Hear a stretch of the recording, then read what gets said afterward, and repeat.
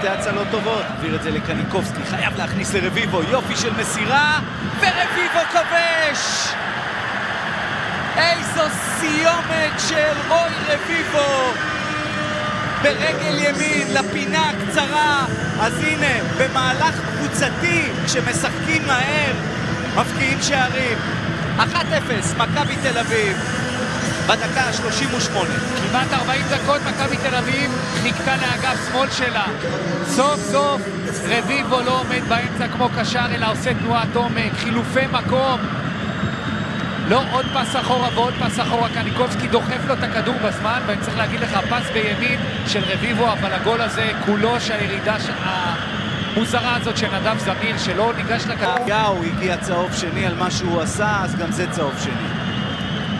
והנה ירושלים משווה! כי כדורגל משחקים עד הסוף, וזה מה שהפועל ירושלים עושה. יונתן לייש מאמן את מכבי תל אביב עם שער שוויון שמגיע משום מקום. 1-1 בבלומפילד, נגד כל הסיכויים.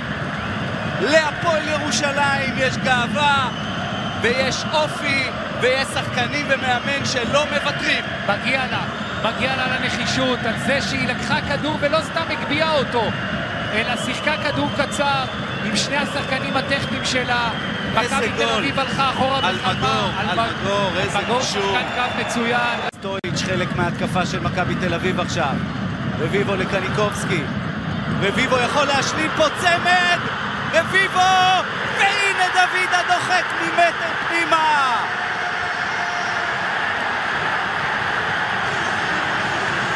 הכי דרמטי שיש, ושוב הצהובים צועלים. אושר דוידה גורם להם להיות הכי מאושרים שיש, עם דחיקה מקרוב. 2-1 למכבי תל אביב. תשמע, הגול של דוידה, אבל המשחק הוא של רביבו. חד משמעית. המשחק הזה רשום עליי רוי רביבו.